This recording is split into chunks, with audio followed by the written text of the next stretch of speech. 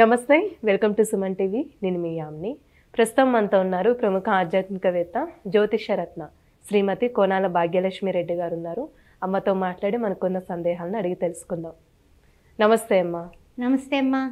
అమ్మ, మనకి ఈ నెలలో తొలి ఏకాదశి రాబోతుంది కాబట్టి దాని ప్రాముఖ్యత తెలియచేయండి. ఆ రోజు విష్ణుమూర్తిని ఏ విధంగా ఆరాధిస్తే మంచిదంటారు? శాంతాకారం భుజగశయనం పద్మనాభం సురేశం విశ్వాధారం గగన సదృశం మేఘవర్ణం శుభాంగం లక్ష్మీకాంతం కమలనయనం యోగి హృజ్జానగమ్యం వందే విష్ణుం భవభయహరం సర్వలోకైకనాథం. ఓం శ్రీ మహావిష్ణువే నమః. ఎప్పుడు కూడా మీరు ఒకటే గుర్తుపెట్టుకోండమ్మా, ఇప్పుడు కూడా లక్ష్మీనారాయణులు ఇద్దరు కూడా ఒకటే. లక్ష్మీదేవి విష్ణువు యొక్క హృదయంలో నివాసం ఏర్పరచుకుని ఉంటుంది కాబట్టి సదా లక్ష్మీనారాయణను కలిసే పూజించాలి. తొలి ఏకాదశి నాడు చాలామంది విష్ణుమూర్తిని మాత్రమే అని అనుకుంటూ ఉంటారు. ఆయన అవి శయనిస్తాడని, ఆ తర్వాత ఈ 4 నెలలు కూడా తొలి ఏకాదశి నుంచి దక్షిణాయన పుణ్యకాలం స్టార్ట్ అయిపోతుంది కాబట్టి పండగలు కూడా మొత్తం పూజలు, ముఖ్యంగా ఆధ్యాత్మిక సాధనకు ఎక్సలెంట్ అయినటువంటి కాలం తొలి ఏకాదశి. అంటే తొలి అంటే ఆది, అనాదిగా సనాతనంగా తొలి ఏకాదశి నుంచి కొన్నాళ్ళ క్రితం అయితే ఈ యొక్క ఇంగ్లీషు క్యాలెండర్ లేనప్పుడు అసలు అక్కడి నుంచే పండుగలు ఏమిటి అన్నీ కూడా ప్రారంభమయ్యేవట. ఉగాది ఇవన్నీ కూడా తర్వాత ముందు ఈ తొలి ఏకాదశి నుంచి లెక్కలు వేసుకునేవాళ్ళట. సరే, ఇక పోన్లీ కాలగర్భాన మొత్తం మీద ఇవన్నీ కూడా ఉగాది అని మన తెలుగు నాట, తర్వాత ఇంగ్లీష్ వాళ్ళ ప్రకారం జనవరి నుంచి ఇలా రకరకాలుగా జరిగిపోతూ ఉన్నాయి. అంటే ఏమిటంటే యుగమునకు ఆది ఉగాది అన్నారు. అదేవిధంగా ఈ తొలి ఏకాదశి తొలి పండుగలకి తొలి మెట్టు సుమా అని ఏకాదశి పర్వదినాన ఎవరైతే చాతుర్మాస వ్రత దీక్షలు తీసుకుంటారో వాళ్లకు తిరుగులేదు. ఆధ్యాత్మికంగా, ఆది దైవికంగా, ఆది భౌతికంగా ఆధ్యాత్మిక తత్వాన్ని పెంపొందింపజేసుకోవడానికి, అనుష్ఠాన ప్రక్రియని ఇంకా ఇంకా ఇంకా అభివృద్ధి చేసుకోవడానికి ఈ యొక్క 4 నెలలు కూడా తొలి ఏకాదశి నుంచి బ్రహ్మాండమైనటువంటి పుణ్యకాలము. నారాయణుడు అంతటి వాడే ఆయన యోగ నిద్రలోకి పెడతాడు, మళ్ళీ కార్తీక మాసంలో ఏకాదశికి లేస్తాడు అన్నది మనందరికీ తెలుసు. అలాంటి తొలి ఏకాదశి రోజున లక్ష్మీనారాయణని చక్కగా పెట్టుకొని పూజించండి.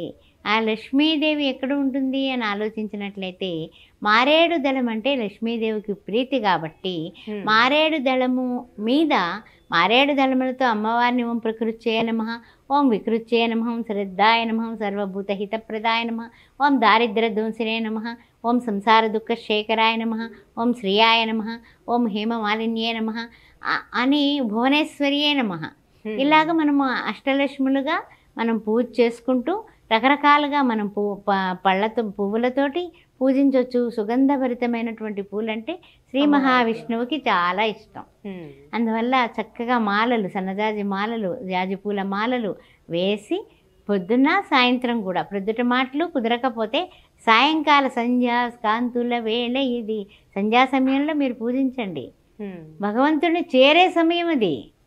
లక్ష్మీనారాయణులు ఇద్దరు కూడా సాయంకాల సమయంలో మంచి సుగంధభరితమైన పూలతో పూజిస్తే మీ ఇంట్లోనే ఉంటారు వాళ్ళిద్దరు ఎక్కడుంటే అక్కడ మనకంతా కూడా ఇంకంతకన్నా ఇంకేం కావాలి? శ్రీ తల్లి అయినటువంటి లక్ష్మీదేవి మొగుడిని విడిచిపెట్టి ఉండలేదు. అందువల్ల ఆవిడ ఉంటుంది కాబట్టి తులాకాదశి రోజున సాయంకాల పూజ కూడా మస్ట్ అండ్ చుట్టూ. అలానే ఆ రోజు ప్రత్యేకమైన నైవేద్యం కూడా పెడతారు కదమ్మా, పేలపిండి నైవేద్యంగా పెడుతూ ఉంటారమ్మా. ఈ పేలపిండికి ఏంటంటే పితృదేవతలు అంతే కదా. అప్పుడు మనము నిజంగా చెప్పాలంటే కనుక ఒకే నక్షత్రంలో, ఒకే పాదంలో, ఒక తల్లిదండ్రులకి బిడ్డ పుట్టాడు. అదే నక్షత్రంలో వేరే తల్లిదండ్రులకు బిడ్డ పుట్టాడు. ఇక్కడ వీడు కుబేరుడయ్యాడు, వాడు మామూలు బీదవాడయ్యాడు. ఎందువలన అంటే మనం చేసుకున్నటువంటి పూర్వ పుణ్యాల బట్టి ఒక భార్యాభర్తలిద్దరూ కూడా పెళ్లి చేసుకొని వాళ్ళిద్దరూ సంసార సౌఖ్యం అనుభవించి పిల్లల్ని కనడానికి ముందు పురుషుడి 9 నెలల ముందు భాగంలో పురుషుడి కడుపులో ఆ యొక్క ఏమిటి అన్నధాతువు ద్వారా వీర్య కణంగా తయారయ్యి అది స్త్రీ గర్భంలో ప్రవేశించి అండ రూపంలో ఉన్నటువంటి దాన్ని ఈ అండము ఈ వీర్యము రెండు కూడా కణాలన్నీ కలిస్తే అప్పుడు ఏమవుతుంది, అండం వల్ల పిండం అవుతుంది. అంత పిండం కలగాలి అంటే వీడు యోగవంతుడయ్యాడు, వీడు పేదవాడయ్యాడు. అంటే పేరెంట్స్ ఆ తల్లిదండ్రులకు పుట్టాలని నీకు రాసి పెట్టుంది, ఈ తల్లిదండ్రులకు పుట్టాలని నీకు రాసి పెట్టుంది. అందువలన ఇదంతా జ్యోతిష్య శాస్త్ర రీత్యా చూసినా, సైన్స్ రీత్యా చూసినా కూడా అదృష్టమంతా కూడా స్త్రీ పురుషుల యొక్క వ్యవస్థ అంతా కూడా ఈ యొక్క తొలి ఏకాదశి నాడు లక్ష్మీనారాయణని ఎవరైతే పూజిస్తారో వాళ్ళకి సత్సంతాన భాగ్యం కలుగుతుంది. చక్కని సంతానం, వాళ్ళకి లేమి అనేది ఉండదు. చూడు, అదిగో వాళ్ళ ఇంట్లో పిల్లాడు పుట్టాడు, అప్పటి నుంచి వాళ్ళు కోట్లకు పడుగలెత్తారంటూ ఉంటారు కదా. ఇవన్నీ కూడా అమ్మ ఆధ్యాత్మిక సాధన ఉన్నటువంటి భార్యాభర్తలకి తప్పనిసరిగా కోట్లకి పడగలెత్తేటటువంటి వైనం కలిగినటువంటి మహర్జాతకులు పిల్లలుగా పుట్టడానికి కూడా ఈ తుల ఏకాదశి ఒక నాంది పలుకుతోంది. అంటే ఆ రోజు ప్రత్యేకంగా ఏమైనా మంత్రం అంటూ ఉందమ్మా? ఏం లేదమ్మా. ఓం శ్రీ మహాలక్ష్మీ చ విద్మహే విష్ణు పత్ని చ ధీమహి తన్నో లక్ష్మి ప్రచోదయాత్తు అని శ్రీ మహాలక్ష్మీదేవిని గాయత్రి మంత్రంతో చేసుకోవడం.